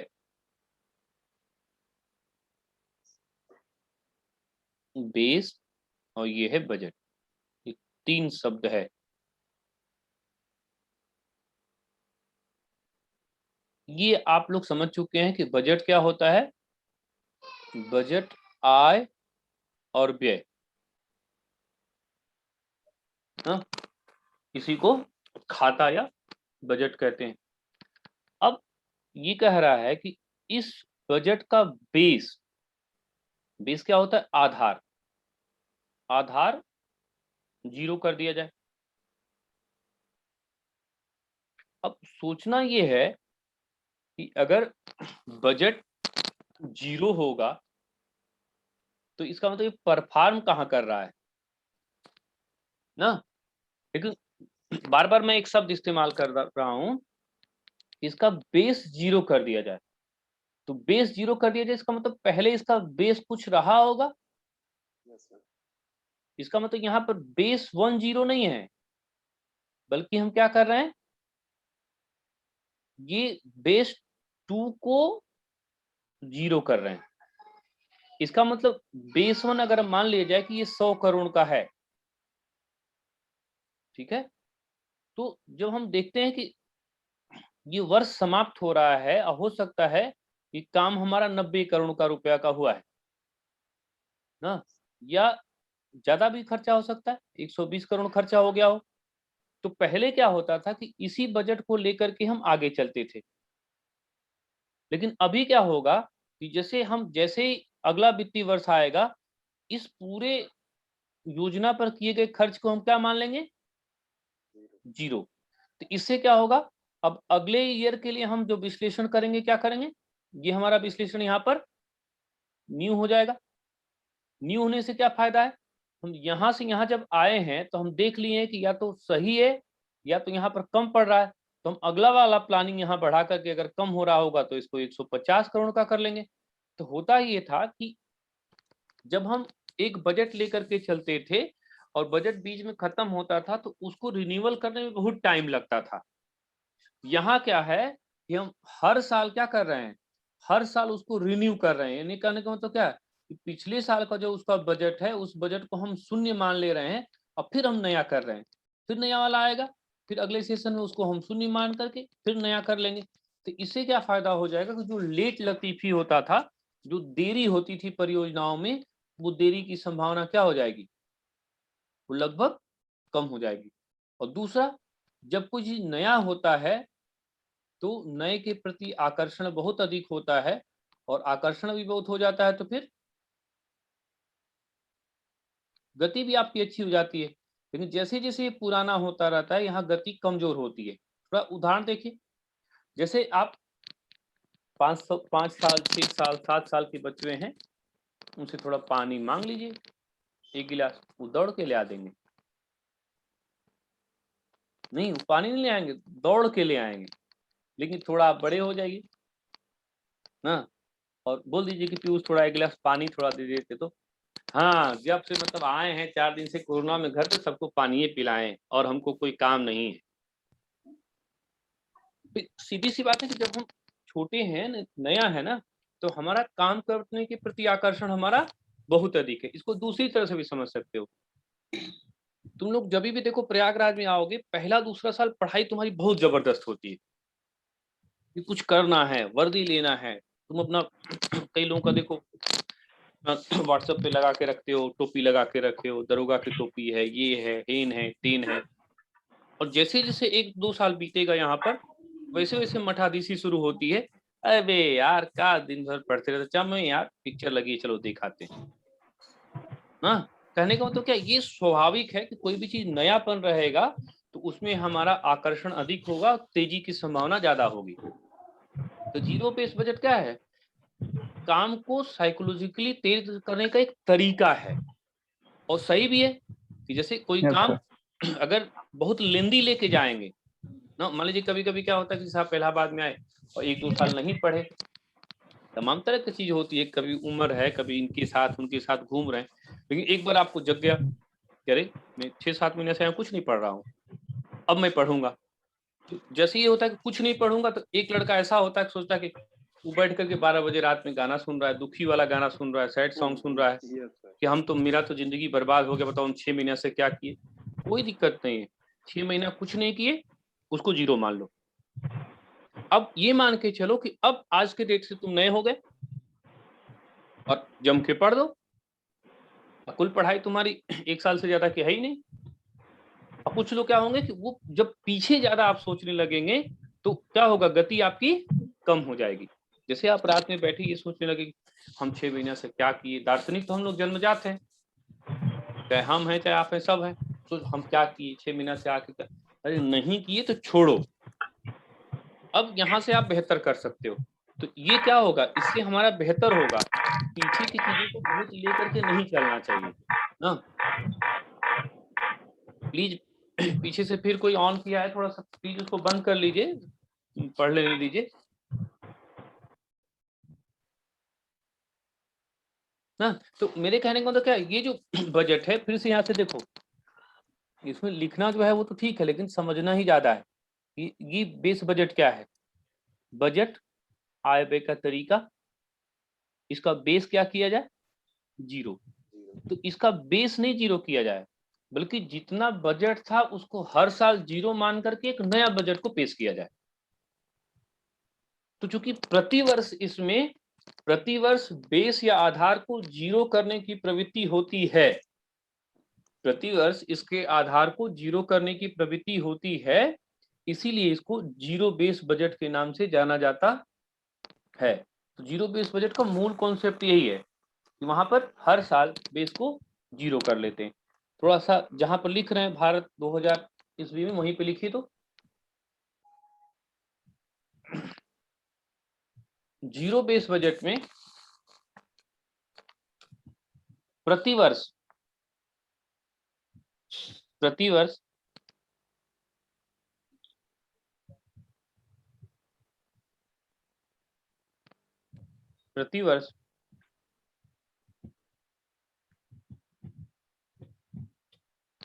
कुल खर्चे को या बजट को 0 मान लिया जाता है,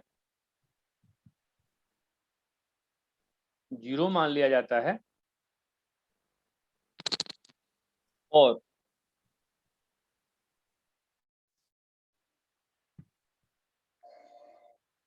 पुनः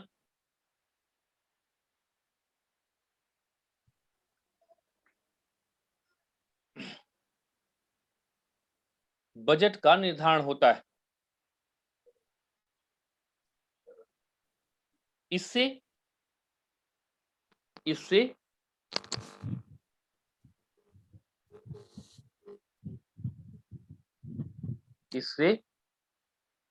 कार्य की गति बढ़ जाती है, कार्य की गति बढ़ जाती है, कार्य की गति बढ़ जाती है, और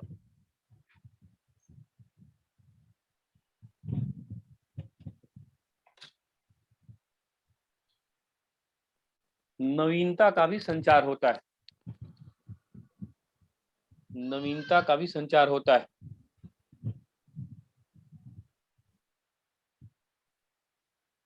नवीनता का भी संचार होता है।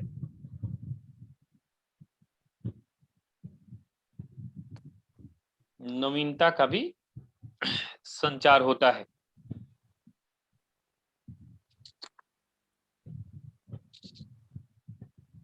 सर बजट का एनालिसिस तो किया ही जाता होगा कि कहाँ अधिकता करना है या कमी करना है। हाँ, तो जहां जैसे आप करते हैं वैसे हो कहाँ पाता है। जैसे आप एनालिसिस अपना करते हैं ना कि आएंगे तो 1 साल में इलाहाबाद में निकाल के चले जाएंगे, दरोगा बन जाएंगे। अब 3 साल दरोगा का विज्ञापन ही नहीं आएगा, तब क्या करेंगे। आप एक प्लान करके आते हैं ना, लेकिन प्लान के हिसाब से चीजें हो जाएं इतना आसान थोड़ा है। आप एक दिन का अपना प्लान करके देखिए कि हम 6 बजे उठेंगे, 7 बजे पढ़ेंगे, 9 बजे ये करेंगे, 10 बजे वो करेंगे। आप देखिए एक दिन का प्लान आपका सही नहीं हो पाएगा।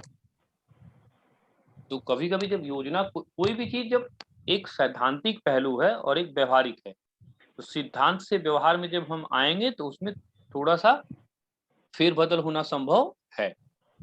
तो उसी तरह से हम बजट भले करके चलते हैं कि हाँ इतना बजट हमारा है, इतना लगेगा, लेकिन बजट हमारा ज्यादा भी हो सकता है, बजट हमारा कम हो सकता है। बस ये कि अगर बीच में हम बजट को बढ़ाने घटाने लगेंगे तो उससे हमको देरी होने की संभावना देरी रहेगी। होती है। और इससे क्या रहेगा कि हमारा अगर मान लीजिए कि खत्म होने वाला है, बजट काफी कम था, तो अगले वाला बजट हम बढ़ा के रख लिए, तो देरी होने वाली संभावना हमारी नहीं रहेगी। नहीं तो फिर बीच बीच में एनालिसिस होगा, पता चला मंत्री जी कहीं और हैं, साइन करने वाला कोई और है, कहीं और है, तो उससे फिर लेट लतीफी होगी। इसीलिए देखिए कई योजनाएं एकदम ऑन द पेपर टाइम से तैयार हो जा रही है ना। नितिन गडकरी ने कई काम सड़क वाला में एकदम टाइम टू टाइम दे दिया, इतने महीने में सड़क बन के तैयार हो गई। अखिलेश यादव के समय आगरा वाला देखिए एकदम टाइम टू टाइम बन के तैयार हो गया था, तो उसका फायदा मिलेगा ना। चलिए जल्दी से एक हेडिंग डालिए, इलेक्ट्रॉनिक बजट। सर बोलिए।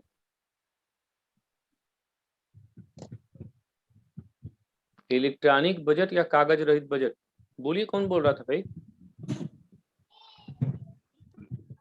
अरे हेलो आवाज आ रही है? सर मान लीजिए जैसे जीरो बेस्ड बजट, सर मान लीजिए, हाँ सर मान लीजिए जैसे जीरो बेस्ड बजट फिर से शुरू हो रहा है, अगर उसमें भी बजट कम पड़ जाता है तो फिर कैसे होगा? वो ये नहीं कह रहे, बजट कम मान पड़ लीजिए जाएगा start तो हाँ मान तो लीजिए शुरू किया जाता है। हाँ ठीक है, तो अनुदान ले लेंगे, बीच में अनुदान ले लिया जाता है, काम अपना आगे बढ़ाएंगे। लेकिन अब अगले साल जो होगा, जैसे बजट होगा उसको हम बढ़ा लेंगे अपना।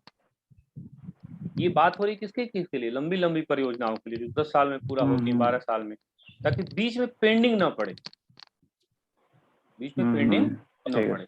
चलिए इलेक्ट्रॉनिक बजट या कागज रहित बजट, ये करंट से जोड़कर किसको देख लीजिए, बस एक लाइन लिखिए। उत्तर प्रदेश पहला भारतीय राज्य बन गया है जिसने कागज रहित बजट को पेश किया।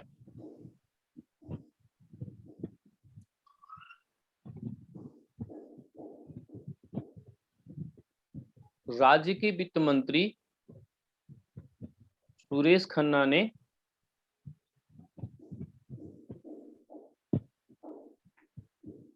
2020-21 के लिए इस प्रकार का बजट पेश किया। 2020-21 के लिए इस प्रकार का बजट पेश किया। करंट के लिए आपका रहेगा उत्तर प्रदेश पहला ऐसा राज्य बन गया है जिसने कागज रहित बजट को पेश किया।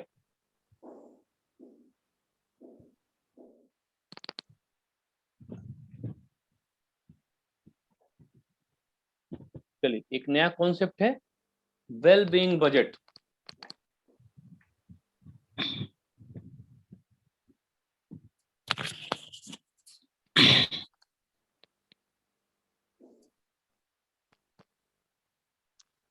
ये देखिए इसी की भी चर्चा हो रही थी, करंट में क्वेश्चंस आपका आने लायक भी है कि पहली बार न्यूजीलैंड ने ये कहा है कि ऐसा है कि हम जो आर्थिक विकास है, इस आर्थिक विकास की दर को रखेंगे। ऐसा नहीं है कि हम आर्थिक विकास की दर को नहीं रखेंगे, ये हमारा विकास दर रहेगा। लेकिन ये जो विकास दर जो हमारा नंबर 1 पर होता था, अब ये नंबर 1 पर नहीं होगा, ये नंबर 2 पर हो सकता है, नंबर 3 पर हो सकता है। अब हमारा जो नंबर 1 होगा वो हम सामान्य लोगों को यहाँ पर फोकस करेंगे, उनकी आवश्यकताओं को फोकस करेंगे, हाँ, उनके जीवन की विसंगतियों को कम करने का प्रयास करेंगे। विकास दर हमारा फोकस नहीं रहेगा। यानी पहली बार कॉमन पीपल चार्ट पर आ रहा है ना, लोगों का कल्याण। उसने कहा कि ऐसा है कि लोगों का कल्याण महत्वपूर्ण है, ये दिखाना महत्वपूर्ण नहीं है कि हम बहुत बड़का हो गए, बहुत आगे निकल गए। हमारे यहाँ कॉमन पीपल सही है, हम इस तरह की चर्चा करना चाहते हैं। तो यानी इसी को बोला गया कि वेल बीइंग बजट। न्यूजीलैंड यानी न्यूजीलैंड विश्व का पहला ऐसा देश बन गया है जिसने आर्थिक विकास दर की प्राथमिकता न देते हुए लोगों का कल्याण महत्वपूर्ण है। यानी अब खासकर किसी कोई दिव्यांग है उसके लिए क्या करना है, हम हेल्थ सिस्टम के लिए क्या कर रहे हैं, जो गरीब हैं उनके लिए क्या कर रहे हैं, जिनको अंधता की समस्या है उनके लिए क्या कर रहे हैं। तो अब विकास बहुत महत्वपूर्ण नहीं है। ऐसा कि विकास है, विकास चार्ट पर है, लेकिन अब चार्ट पर वही नंबर 1 पर नहीं रहेगा। नंबर 1 पर क्या आ गया? कल्याण। हाँ, और नंबर 2 पर क्या हो गया? वो विकास दर हो गया। तो इसी बजट को कहा गया कि ये वेल बीइंग बजट। इसका मतलब ये एक तरह से अलग करने का प्रयास है। 80-82 के दशक में देखिएगा तो भूटान ने इस तरह का प्रयास किया था। और भूटान ने पहली बार क्या किया था? एक हैप्पीनेस इंडेक्स लेके आया था, जिसको खुशहाली सूचकांक कहते हैं। हाँ, एक खुशहाली सूचकांक लेकर के आए थे कि हैप्पीनेस इंडेक्स उनको बोलते हैं कि हैप्पीनेस इंडेक्स आया। अब उसी का इसको विस्तार आप समझ लीजिए। वहां तो बस बोला गया कि खुशहाली इंडेक्स हम लेकर के आ रहे हैं। यहाँ लोग कैसे खुश रहें ना, लोगों का कल्याण कैसे रहे। ग्रोथ महत्वपूर्ण नहीं। ग्रोथ तो जैसे भारत में बहुत अधिक हो गई है ना, कुछ लोगों के पास पैसे बहुत अधिक हो गए, लेकिन कुछ लोगों के पास गरीबी भी बहुत अधिक हो गई ना। सबसे अधिक करोड़पति भी भारत में, सबसे अधिक बेरोजगार भी भारत में, सबसे अधिक युवा भारत भी भारत में, सबसे अधिक बीमार लोग भी भारत में। तो फिर उनका ये कहना कि इसको हम लेकर के फिर क्यों करें। हमारा मूल जो है, वैसे भी इकोनॉमिक्स का मूल लक्ष्य, इकोनॉमिक्स नहीं, किसी भी सब्जेक्ट का मूल लक्ष्य क्या होता है? लोगों का कल्याण। लेकिन इधर की अर्थव्यवस्था में कहीं ना कहीं से ज्यादा चर्चा बस विकास दर की होती है कि विकास दर 6% हो गई, जीडीपी का 8% हो गई, 10% हो गई। हम करें विकास दर 30% हो जाए, लेकिन कॉमन पीपल तक काम की चीज न पहुंच पाए तो उससे क्या फायदा है। तो वहां उन्होंने उसको रिजेक्ट किया कि ठीक है, हम ग्रोथ रेट को रखेंगे, लेकिन ग्रोथ रेट हमारी प्राथमिकता में नहीं रहेगी। यानी कल्याण पर आधारित जो बजट है उसी को वेल बीइंग बजट कहा गया। और न्यूजीलैंड में पहले ये पेश किया गया ना 2019-20 में। ये पहला दुनिया का ऐसा बजट है जिसने आर्थिक विकास दर को सेकेंडरी कर दिया। लिखिए वेल बीइंग बजट। इस बजट को सबसे पहले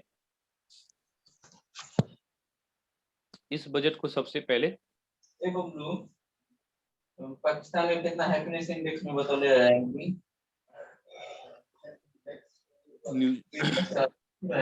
अवनीश तुम्हारा ऑन है, बंद करो उसको।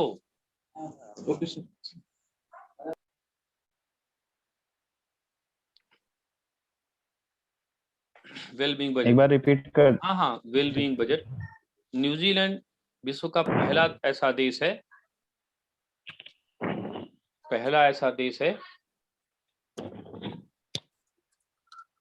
जिसने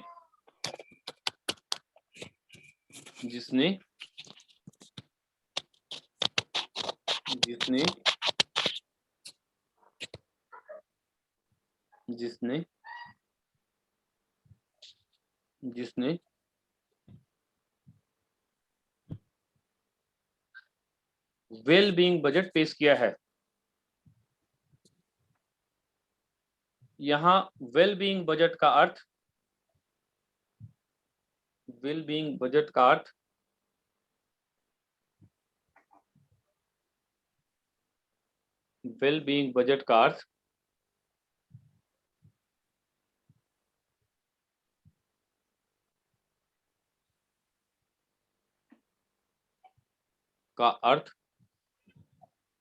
एक ऐसे बजट से है जहां पर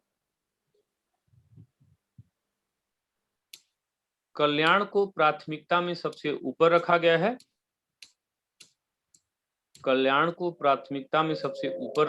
है। और विकास दर को दूसरे या अन्य क्रमांक पर रखा गया है। अन्य क्रमांक पर रखा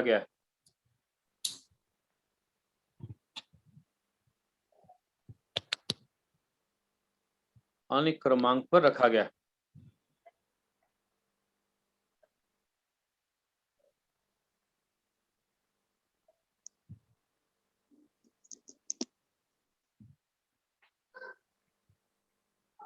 पेश किया गया।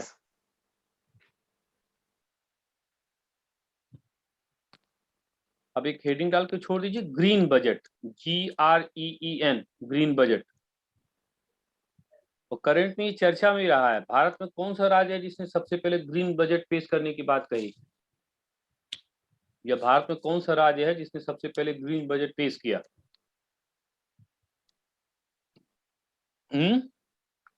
भारत का कौन सा राज्य है जिसने पहली बार ग्रीन बजट पेश करने का दावा किया? हालांकि किया कुछ नहीं, घुमा फिरा के परियोजनाएं वही रही, नया इनोवेशन दिखा नहीं, लेकिन फिर भी माना गया कि हाँ ये पहला ग्रीन बजट है भारत का। नहीं मालूम सर। ये सब काम करने में बिहार बहुत आगे है। बता दीजिए। बिहार ये सब काम करने में बिहार बहुत आगे है। हाँ, बिहार में है, कल मैं बताऊंगा आपको। तो बिहार पहला ऐसा राज्य किसकी है। सरकार में? हाँ, किसकी सरकार में? बिहार में किसकी सरकार है? नीतीश कुमार जी। यही तो नीतीश कुमार, यही इसी सुशील समय की मोदी। बात है। हाँ, इसी समय सुशील मोदी पेश किए थे। हालांकि उसमें क्या कोई नया इनोवेशन नहीं है, लेकिन काफी उसमें बीच में हल्ला मचा, हाँ ग्रीन बजट पेश करेंगे, ग्रीन बजट पेश करेंगे। तो जो योजना पहले से पर्यावरण के लिए चल रही थी वही लगभग है, बाकी उसको लिए कुछ अलग से, 1 मिनट, कुछ अलग से उसमें बताया नहीं गया था ना, कुछ अलग ना, तो कुछ नया ये बताया कि हाँ ये तरीका है, क्या है, बस उसी चीज को घुमा फिरा के। लेकिन अब प्रश्न आएगा कि पहला ग्रीन बजट किसने पेश किया, तो पहला जो ग्रीन बजट होगा वो आपका हो जाएगा कौन? बिहार का। ठीक है, चलिए कल फिर हम लोग देखेंगे ग्रीन बजट है क्या और कैसे ये आया, फिर बिहार में कैसे बजट हुआ, क्या उसका मूल तथ्य है, क्या फैक्ट है, क्या कॉन्सेप्ट है, उसको लेकर के। हाँ, कोई कुछ पूछ रहा था, बताइए। हाँ सर, मैं पूछ रही थी जो अंतरिम बजट है हम्म, उसको अगर शॉर्ट टर्म में लिखना हो या किसी को बताना हो तो कैसे बताएंगे? अंतरिम बजट का मतलब ये है कि पहले तो ये इसको ये बताइएगा कि यह एक प्रकार का अस्थाई बजट है ना, जो कि चुनाव या किसी गंभीर दोष के निवारण के लिए पेश किया जाता है। हाँ, ठीक है, उसी को इंटरिम बजट कहते हैं। ठीक है, ठीक है। ठीक। अरुण, सर ओपन कर दीजिए अंतरिम बजट का जो लिस्ट है। अच्छा, स्क्रीनशॉट ले लेते हैं। तो ये मैं डाल दूंगा ना उस पे, यूट्यूब पे तो डाल ही दूंगा शाम को। अरे सर बस ओपन कर दीजिए, जस्ट स्क्रीनशॉट ले लेते हैं। एकदम मैं कर दे रहा हूँ।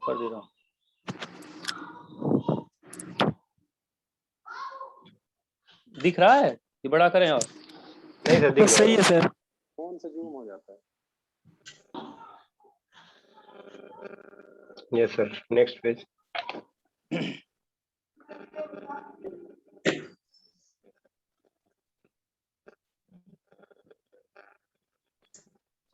और मूल चीजें ही उतारिए, मतलब ये नहीं कि पूरा शब्द Yes, sir. उतारना एक एक करके, बस मूल तथ्य जो है, क्योंकि आईएएस वगैरह में जानते हैं वो किसी भी सब्जेक्ट में पहले पुरातत्व की खुदाई करते हैं सब, तब वो पूछते हैं। Yes sir. सर इसके आगे वाला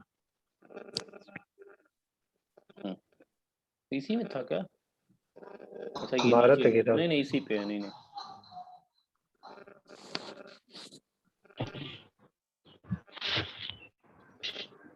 यस सर। हो गया सर। ठीक जी है। सर। इसको खासकर सिविल में जो बच्चे हैं उनको थोड़ा सा वर्क करके रखिए, वनडे वाले तो वैसे भी पढ़ना ही नहीं चाहते, अब क्या किया जाए बताइए।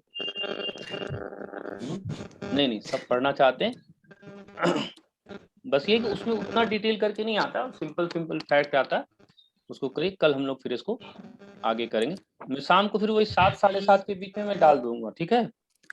7 बजे मेरी क्लास खत्म होती है, 10 मिनट 15 मिनट लगता है, तो वो मैं 7 साढ़े 7 में डाल दूंगा। कल का भी कर दिया था मैंने, तो मैं ग्रुप में भी आप लोग को डाल देता हूँ, तो जिसको अपना दिक्कत हो अपना एक बार देख लिया कीजिए, ठीक है? सर वैक्सीन लगवाया आपने, सही है? हाँ ठीक है, वही हाथ में थोड़ा सा ये जो है इसी में थोड़ा सा अभी भी है, मतलब झटके में पूरा खाने में दिक्कत हो रही है। सर बुखार भी हो जा रहा है, तो नहीं आ हल्का रहा। फुल्का, किसी को ज्यादा हो जा रहा, हमको हुआ था लेकिन ज्यादा नहीं हुआ था। तो लगवा ले सर। हाँ लगवा लीजिए, उसमें कोई दिक्कत नहीं है। लगवाना पड़ेगा इसलिए क्योंकि अब ये समस्या बहुत लंबी चलेगी, तो आपको उस दिन में ऐसा होगा ना कि कहीं भी किसी संस्थान में भी जाएंगे तो पहले वो बोलेंगे कि आप वैक्सीन लगवाएं कि नहीं लगवाएं। सर स्पुतनिक का इंतजार कर रहे हैं सर। अरे कोई जरूरी नहीं, स्पुतनिक यार जानते हो पूरे वर्ल्ड में सबसे अच्छा टीका पोलियो का भारत का माना जाता है। जी। अमेरिका वगैरह उसके टक्कर का नहीं है। तो वैक्सीन में हम लोग बहुत आगे हैं, बहुत पहले से। ठीक है, वैक्सीन में पोलियो पे 65% ही सर इफेक्टिव है। हाँ, वो तो होगा ही। 65 या 63%। अभी किसी भी देश में 100% इफेक्टेड कहाँ आया है वो? वो इन वैक्सीन में 90 हम लोग जो हैं 90 समथिंग है कि कोई अरे सर वो 90 नहीं नहीं, वैसे something। भी नहीं समझ रहे हो, वैसे भी कोई चीज विदेशी आ जाएगी तो तुम लोग की संतुष्टि 100% की रहेगी। नहीं ऐसा नहीं है। नहीं नहीं, इलाज जो है उपलब्ध है उसको आप लगवाइए। ठीक है, दूसरे डोज के बाद आप काफी खुश हो रहे हैं। कल फिर हम लोग मिलते हैं।